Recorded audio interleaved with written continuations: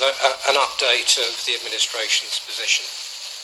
Although we shall be discussing a motion and amendments on this topic later in the agenda, I thought it would be helpful as a backdrop to bring members right up to date as to the administration's position. The proposal for the two solar parks in the borough, which was agreed as part of the Council's medium-term financial strategy, is part of a wider concept to provide clean and renewable energy and also to generate significant savings to maintain vital services in the face of the government funding, which we will be losing in company with other councils in the next couple of years. Following the outcome of an initial public consultation prior to any planning application, we have been considering in detail with officers how to proceed further. And I have to say that we're grateful for the interest and views which have been put forward by residents in respect of both sites. I myself have had meetings with officers of the Friends of Dagenham Park and other individuals, and I've also carried out inspections.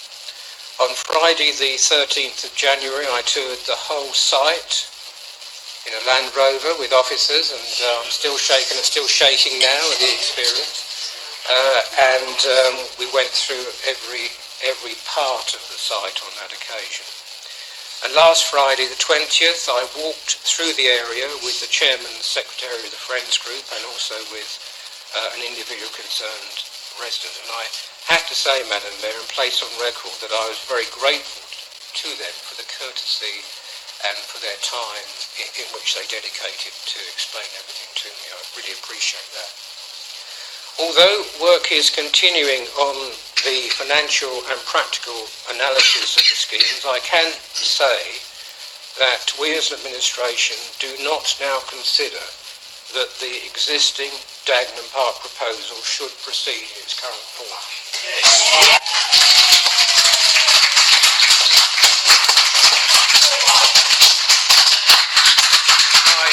My particular concerns include the size of the area proposed and also the topography.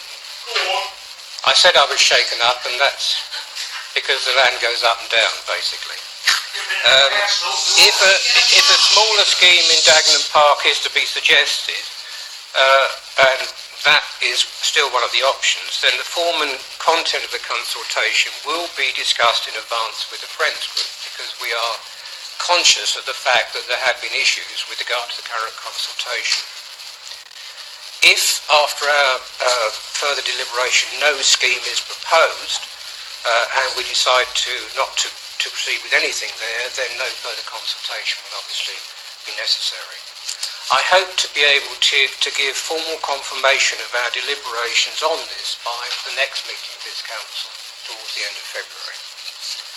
So far as the Gherkins Lane scheme is concerned, this is still being examined, and business case will be worked up, and that if it does proceed, then there will obviously need to be the usual planning process and ultimately consent by a minister, and that therefore will be the way ahead.